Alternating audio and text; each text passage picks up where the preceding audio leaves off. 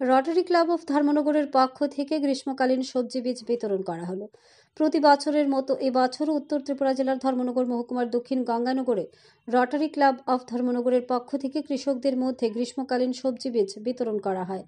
দক্ষিণ গঙ্গানগরে অবস্থিত পুজো মণ্ডপে আয়োজিত সবজি বীজ বিতরণী অনুষ্ঠানে উপস্থিত ছিলেন রটারি ক্লাবের ডিস্ট্রিক্ট গভর্নর 3240 রটারিয়ান সুখমিন্দর সিং।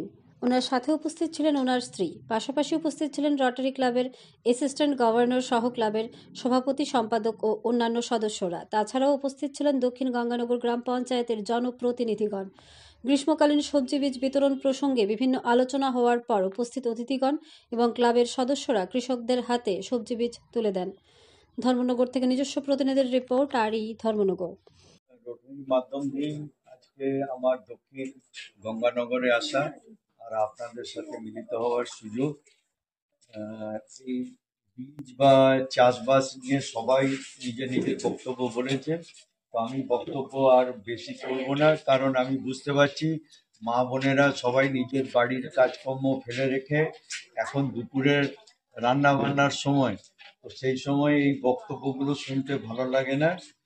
তো সবাই ভালো থাকুন, আর আপনাদের সঙ্গে দেখা হয়ে বা এই সুযোগ দেওয়ার জন্য রোটারি ক্লাব ধর্মনগরকে অনেক অনেক ধন্যবাদ। তারা যে কাজ করছেন সঠিক অর্থে সেটা গ্রামের মানুষের কাছে পৌঁছে দেওয়ার চেষ্টা করছেন, তার জন্য তাদের সাধুবাদ। আর আপনাদেরকে আমি চাইবো যে এখন আমাদের যে কর্মসূচি, এই বীজটা আপনাদের হাতে তুলে দেওয়ার,